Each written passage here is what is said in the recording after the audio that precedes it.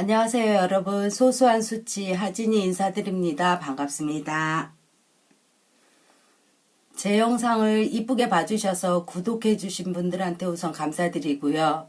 그리고 조회를 굉장히 많이 해주셨습니다. 엉성한 영상이었는데 조회를 너무 많이 해주셔가지고 제가 참 영광스럽게도 기운을 많이 내고 힘을 내고 있습니다, 여러분. 앞으로도 여러분들의 많은 관심 부탁드리고요.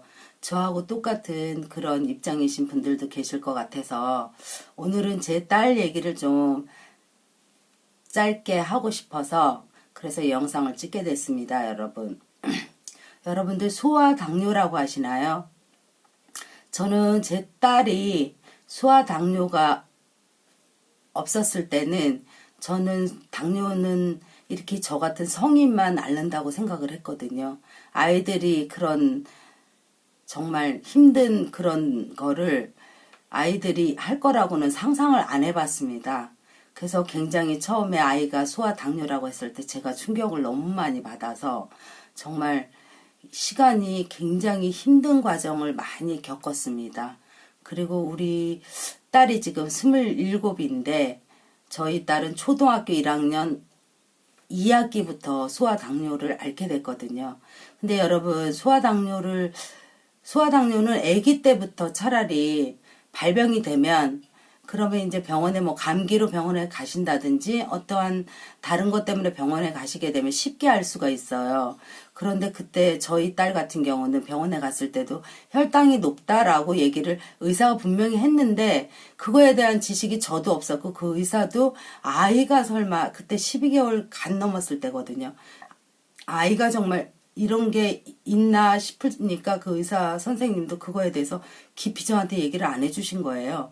그래서 이제 만약에 그때 제가 알았었으면 아기 때부터 이렇게 조금 관리를 했었으면 아이가 조금 커서 먹는 거라든지 여러 가지가 굉장히 쉬웠을 텐데 그때 이제 의사 선생님도 그렇고 저도 그렇고 무지하니까 그걸 모르고 지나갔던 거예요. 그래서 아이가 밖으로 노출되기 전에 집에 있을 때는 몸 밖으로 당뇨가 나오지 않거든요. 그런데 이제 아이가 학교를 다니고 유치원을 다니고 학교를 다니고 여러 아이들이랑 놀게 되니까 먹는 것도 많아지고 이제 뭐 사서 먹는 과자라든지 아이스크림이라든지 초콜릿 뭐 사탕 이런 거를 먹으면서 이게 당뇨라는 게 몸 밖으로 나오게 된 거예요. 그러다 보니까 이제 초등학교 1학년 2학기가 돼서 저희 아이가 그게 이제 당뇨라는 거를 저희가 알게 된 거죠. 그런데 여러분 소아당뇨는 증세가 있습니다. 이럴 때 지금도 아마 그것 때문에 이게 우리 아이가 왜 이러지 하고 고민하시는 엄마들이 되게 많을 것 같고요. 그리고 뭐 때문에 그러는지도 모르는 엄마들이 다반사예요. 저도 몰랐거든요. 그래서 그런 걸 조금 도움을 드리고자 제가 초기 증세에 대해서 좀 말씀드리려고 오늘 합니다. 저희 아이의 예를 들어보면 초등학교 1학년 하반기에 이제 굉장히 첫 번째로 소변을 자주 봅니다. 소변을 굉장히 빈번하게 보고요.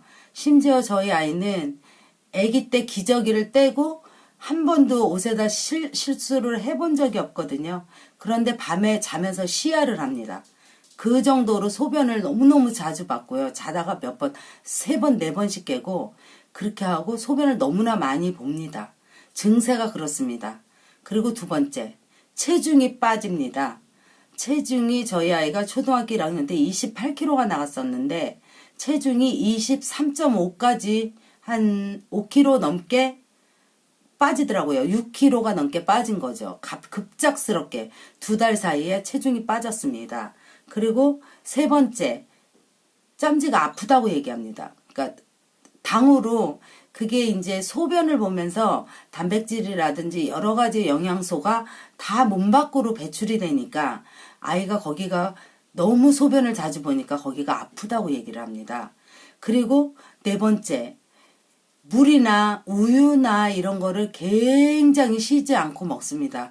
몸에서 영양분이 빠져나가니까 이 수분이 부족하니까 아이가 우유, 우리 아이가 우유를 먹지 않거든요. 않았었거든요. 좋아하지 않았는데 물을 굉장히 찾습니다. 벌컥벌컥 정말 한 컵을 쉬지 않고 먹을 정도로 그렇게 먹거든요. 그래서 증세가 이렇게 나타납니다. 이렇게 나타나게 되면 병원을 빨리 가셔야 됩니다. 저희 아이 예를 들면 저희 아이의 예를 들어 보면 저는 이제 2달 동안 제가 몰랐거든요. 거의 체중도 빠지고 소변도 자주 보고 그리고 이제 밤에 그렇게 소변이 마르니까 찡얼찡얼대고 그리고 물도 우유도 뭐 그렇게 굉장히 많이 먹었어요. 그렇게 먹었는데 아 왜 이러지 뭐 때문에 그러지 이제 이렇게만 고민을 혼자 하다가 이제 부부가 서로 고민만 하다가 옆에 사람한테 얘기하고 뭐 또 친척한테도 얘기를 해보고 제가 이제 이렇게 하면서 누가 그러는 거예요. 당뇨를 의심해 볼 수 있다 이렇게 얘기를 하는 거예요. 그 사람도 알고 그런 게 아니라 자기도 이제 아이를 키우는 엄마다 보니까 여러 사람들한테 그거를 고민을 물어봤었나 봐요. 그러니까 그렇게 얘기를 했는데 저는 정말 깜짝 놀랐습니다. 설마 내 아이가 아이인데 당뇨는 어른 할머니들이 걸리는 거 아닐까? 저는 정말 너무 무지해서 그렇게 생각을 했거든요. 그래서 저희는 우리 아이가 당뇨 있기 전에도 한 3개월에 한 번씩은 제가 약국에서 판매하는 그 스틱이 있어요. 이렇게 색깔별로 이렇게 3가지 색깔 노란색 또 연노란색 뭐 이렇게 해가지고 3가지 색깔이 있는 스틱이 있는데 제가 가끔 이제 병원에서 그거를 구매를 해가지고 집에다 놓고 저희는 몇 개월에 한 번씩 그거를 체크를 했었거든요. 그랬는데 그때는 이상이 전혀 없었는데 마침 그 얘기를 딱 들으니까 제가 너무 놀랬잖아요. 그래가지고 그거로 저희 아이한테 그거를 검사를 했어요. 집에서. 그랬더니 진녹색이 나옵니다. 당뇨가 혈당이 높아지면 스틱으로 검사를 하셨을 때 진녹색이 나옵니다. 그래서 너무 놀래서 제가 이제 병원으로 가게 된 거죠. 그 병원 의사 선생님도 그때 당시에 종합병원에 그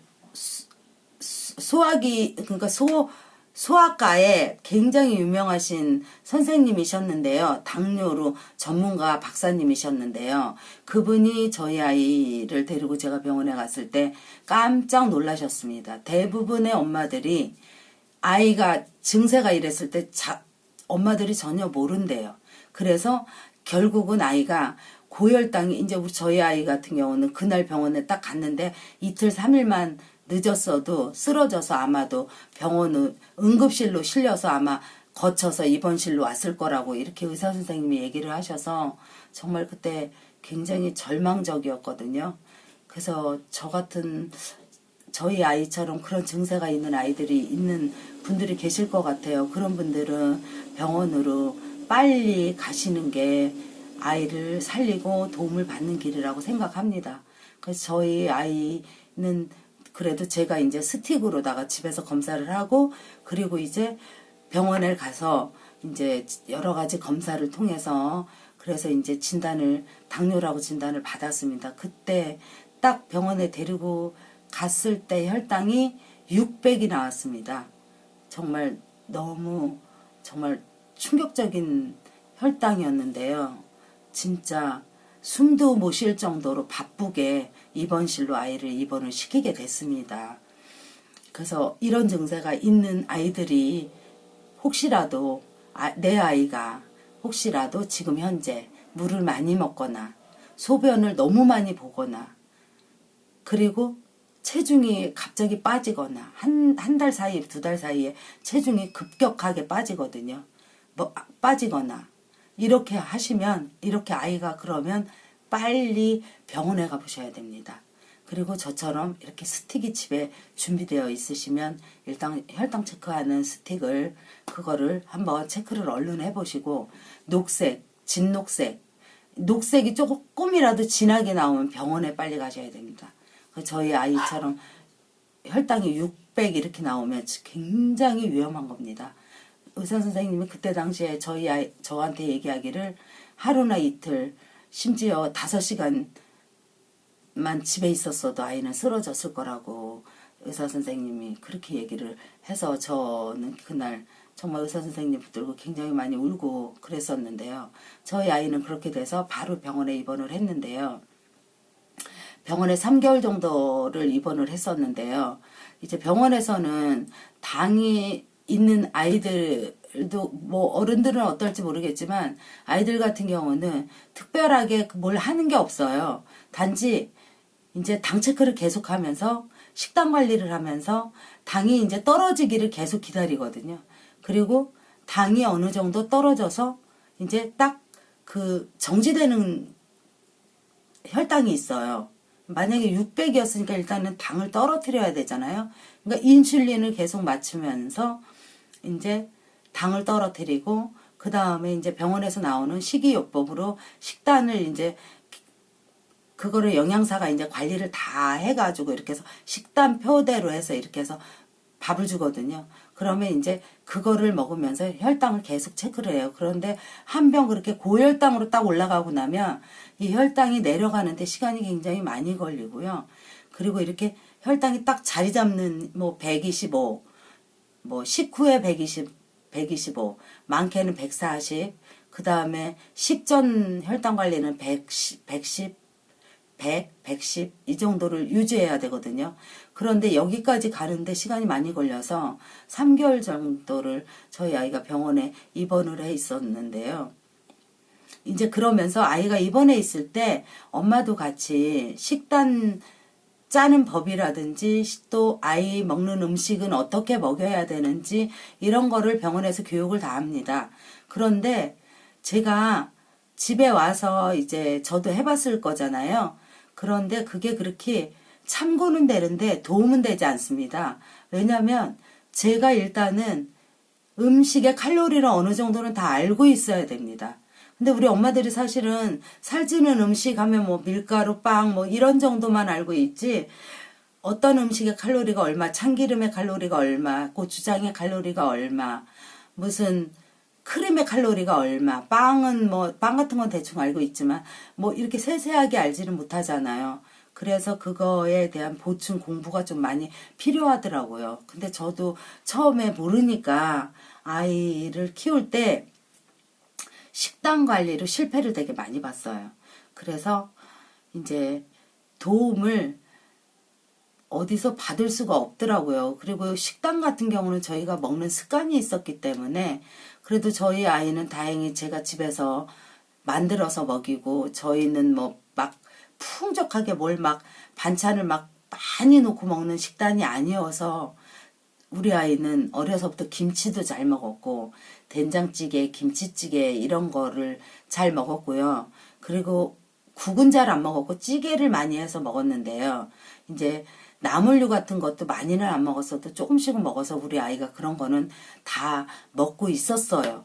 다행히도. 그래서 식단을 처음에는 저는 아이를 위해서 완전히 바꿔야 되는 줄 알고 제가 식단을 어른들 먹는 거 따로 준비하고 우리 아이가 먹는 거는 따로 나물 3종류 그 다음에 단백질류는 이제 고기는 좀 되도록이면 피하고 달걀 그 다음에 생선 뭐 이렇게 하고 과일은 꼭 먹이고 뭐 이런 식으로 해가지고 식단을 준비를 했었는데요. 이게 이제 간이 심심해지잖아요. 간을 하면 거의 안 되잖아요. 그러다 보니까 병원에서 제가 너무 무식하니까 병원에서 하라는 고지고대로 한 거예요. 그래서 간도 거의 안 하고 양념도 다 빼고 나물 같은 걸 묻히고 이러니까 사실 제 입에도 맛이 없는데 아이는 단 걸 좋아하는 아이 입장에서는 정말 먹을 수가 없는 거죠. 그래서 되게 실패를 봤고요.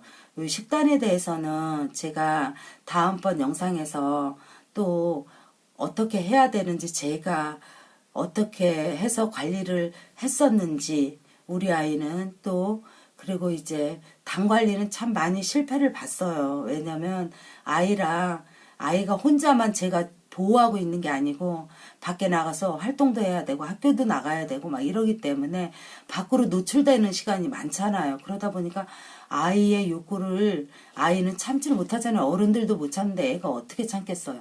참 그것 때문에 굉장히 힘든 일도 많았고 이 당뇨가 정말 섭섭한 게 뭐냐면 진짜 요만한 알사탕 하나만 먹어도 혈당이 정말 터무니없이 올라갑니다. 그러니 이 알사탕 하나 진짜 이게 뭐라고 이걸 먹이지를 못하고 이거 하나를 먹어도 우리 아이는 참 야단을 많이 맞았는데요. 제가 식단에 대해서는 다음번 영상에서 어떻게 했었는지를 좀 알려드리고요. 그리고 오늘은 그 전초 증상에 대해서 제가 말씀을 드리는 거예요. 소화당뇨가 처음에 나올 때 이제 증세가 그렇게 나옵니다.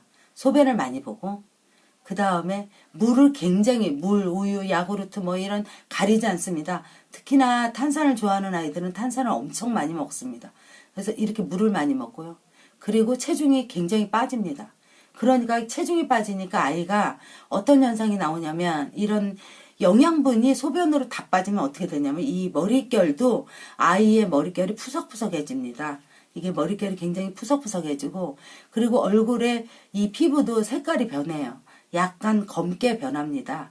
그래서 만약에 그러면 안 되지만 그래도 혹시라도 이런 증세가 있는 아이들이 있다면 당이 올라가서 쓰러지기 전에 빨리 병원으로 데리고 가시기를 제가 데리고 가라고 말씀드리고 싶어서 이 영상을 찍습니다.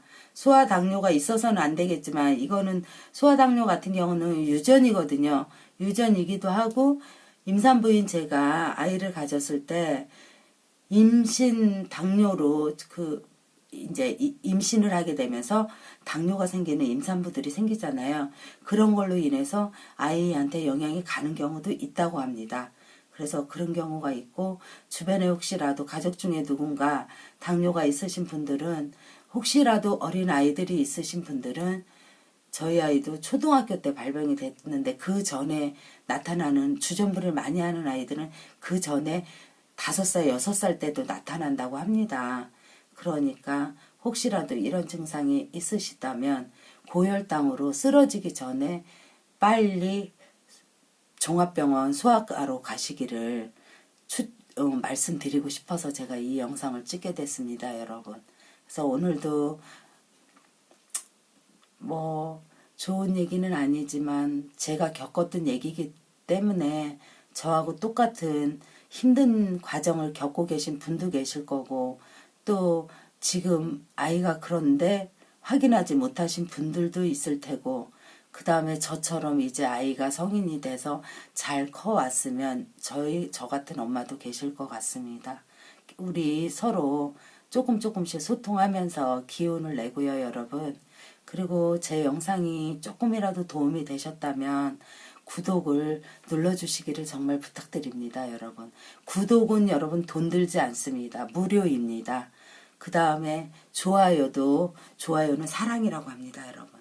좋아요 이렇게 한 번씩 눌러주시면 저한테 사랑을 주시는 겁니다, 여러분. 감사합니다. 알람 설정도 저한테 큰 힘이 됩니다, 여러분. 부탁드리고요, 여러분. 다음번 영상에서는 제가 저희 아이한테 식단을 어떻게 해서 어떻게 관리를 했고 그 다음에 무엇을 먹였고 또 어떻게 해서 여기까지 왔는지를 다음번 영상에 또 조금 더 나은 모습으로 보여드리도록 하겠습니다, 여러분. 오늘도 제 영상 봐주셔서 너무 감사드리고요. 그리고 오늘도 여기 천안은 비가 와요, 여러분. 그래서 감기 조심하시고요. 그리고 따뜻한 차 한 잔씩 드시고 그리고 하루 마감하시기를 빕니다, 여러분. 고운 밤 보내시고요. 다음번에 뵙겠습니다, 여러분. 감사합니다, 여러분. 감사합니다. 오늘은 또 이렇게 해서 영상을 찍고 끝냅니다, 여러분. 너무나도 감사합니다. 감사합니다.